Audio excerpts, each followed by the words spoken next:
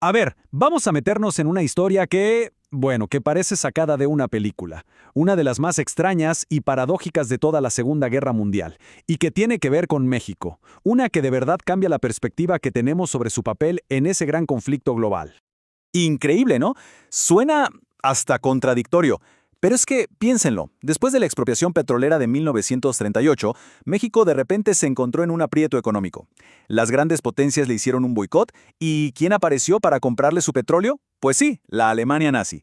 Así que la gran pregunta aquí es, ¿cómo es posible que se pasara de hacer negocios tan importantes con ellos a entrar en guerra directa? Miren nada más este contraste. Es brutal. De un lado socio comercial, del otro enemigo en la guerra. Y todo esto en, ¿qué? ¿Apenas 3 años? Es una locura. México pasó de ser, casi sin querer, una pieza importante para la maquinaria de guerra alemana a enfrentarse directamente a las potencias del eje. Justo de esa transformación increíble vamos a hablar. Ok, para poder entender este giro de 180 grados, tenemos que ir un poco más atrás. Hay que explorar esa relación tan compleja y sí paradójica entre México y Alemania justo antes de que todo explotara. Esta cita, lo dice todo, ¿no? O sea, en pocas palabras, los ideales de México y la Alemania nazi no podían ser más distintos, eran polos opuestos. Pero, ¿qué pasaba? México necesitaba vender su petróleo y a la vez necesitaba tecnología alemana. Así que el negocio era el negocio. El pragmatismo le ganó por mucho a la ideología en ese momento. Y aquí es donde la cosa se pone súper interesante. Porque, a ver, mientras le vendía petróleo a Alemania, México no se quedaba de brazos cruzados, para nada. En el escenario mundial alzaba la voz, y fuerte. Fue una de las voces más firmes contra el fascismo. Protestó contra el rearme alemán, contra la invasión a Abisinia, y fue el único país que protestó formalmente en la Sociedad de Naciones cuando Alemania se anexó a Austria. O sea que políticamente México la tenía clarísima. Pero bueno, era obvio que este doble juego, esta dualidad, no podía durar para siempre. Algo tenía que pasar. Y pasó. Llegó un punto de quiebre, un momento en que la tensión simplemente explotó. Y esa neutralidad que México había defendido tanto, se hizo pedazos. Y el quiebre fue violento y directo. Miren la cronología. Mayo de 1942. Primero, submarinos alemanes hunden el petrolero Potrero del Llano. 9 días después, ¡pum!, hunden el Faja de Oro. Ya no había vuelta atrás. No eran advertencias, eran actos de guerra clarísimos contra México. La respuesta, por supuesto, fue inmediata. El presidente Manuel Ávila Camacho declara el estado de guerra. ¿Y qué creen que pasó? Los ataques siguieron. Otros 4 barcos hundidos. Ahí se cruzó la línea definitivamente. Esta imagen es, ¡wow!, potentísima. Es el momento en que todo se vuelve real para la gente. El gobierno no solo declaró la guerra, movilizó al país entero. Este decreto que vemos es ni más ni menos que el que establece el servicio militar nacional obligatorio. O sea, ya no eran solo palabras, era una preparación total para el combate, un llamado a unirse como nación. Ok, México ya está en la guerra. Ahora la pregunta es, ¿cómo va a participar? ¿Cómo puede ayudar de verdad al esfuerzo de los aliados? Bueno, pues la respuesta de México no iba a estar en las trincheras, sino en los cielos. Y así es como nace una leyenda, el Escuadrón 201. Pero todo el mundo los conoce por su apodo, las Águilas Aztecas. Esta fue la unidad de élite que representó a México en el campo de batalla. Una fuerza expedicionaria que se fue a miles de kilómetros de casa para pelear en un lugar que nadie se hubiera imaginado, el Pacífico. A ver, ¿de qué estábamos hablando exactamente? Chequen los datos.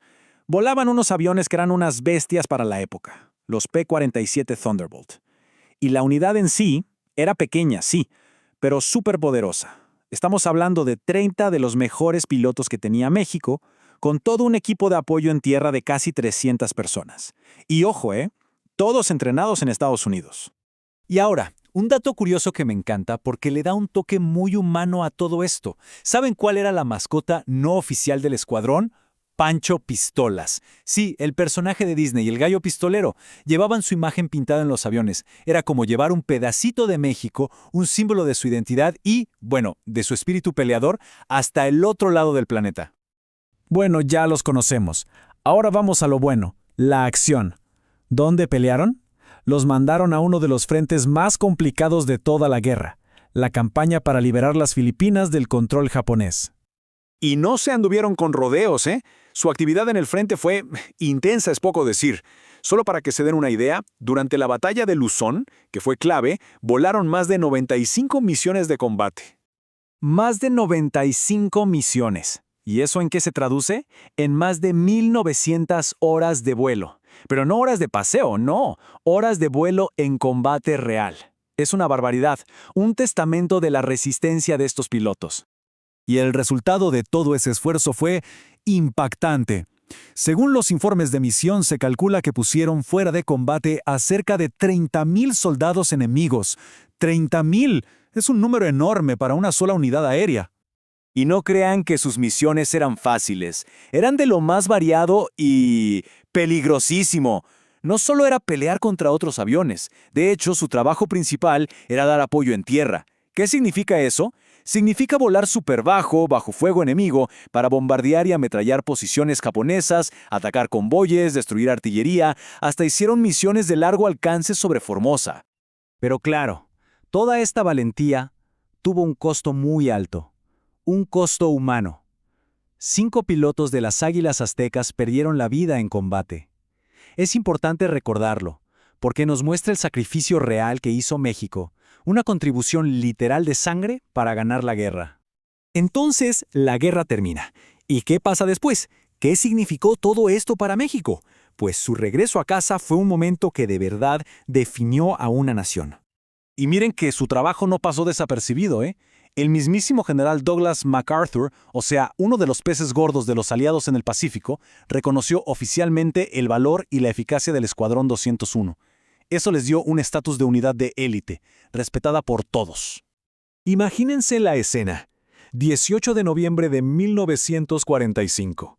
Los que sobrevivieron regresan a casa, y los reciben, bueno, como lo que eran, héroes.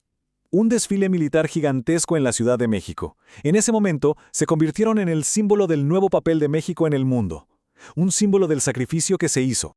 Así que, como ven, la historia del Escuadrón 201 es mucho más que una simple anécdota de guerra. Es el testimonio de cómo México pasó de ser un jugador regional a uno global. Y nos deja con esta pregunta, ¿no? Este capítulo, que muchas veces se nos olvida, ¿de qué manera sigue definiendo al México de hoy y cómo se relaciona con el resto del mundo? Da para pensar.